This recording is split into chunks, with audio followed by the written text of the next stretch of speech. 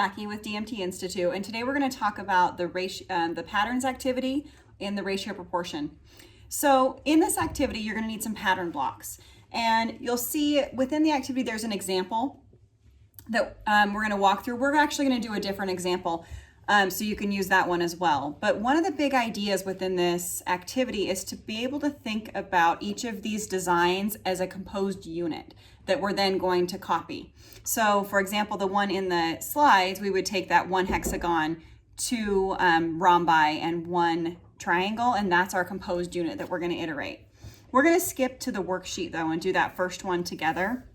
So in our worksheet, our first composed unit that we're going to look at is this one rhombus and two triangles. So I'm going to go ahead and build that with my pattern blocks, and I would encourage you to have your students do that as well, so they're actually building it to help them fill out the worksheet.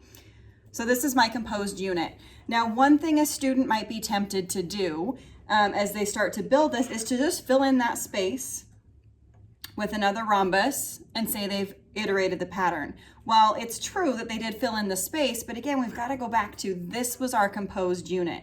The rhombus and the two triangles was our composed unit that we want to iterate. So we haven't completely iterated the pattern until I've added one more rhombus and two more triangles.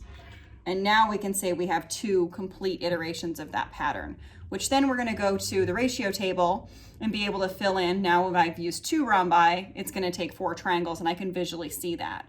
Again, we can keep building to fill out the rest of the ratio table. Then you're going to notice some questions in the third column, and those questions are just a handful of questions that you could ask students. You can definitely add to this, change up the numbers, make them bigger, smaller, whatever you feel like is appropriate for your students. And again, we want to go back to that visual, so let's build it out to actually see. So when I get to how many triangles would I need if I use 7 rhombi, I would actually take that and I could continue to build it until I've used 7.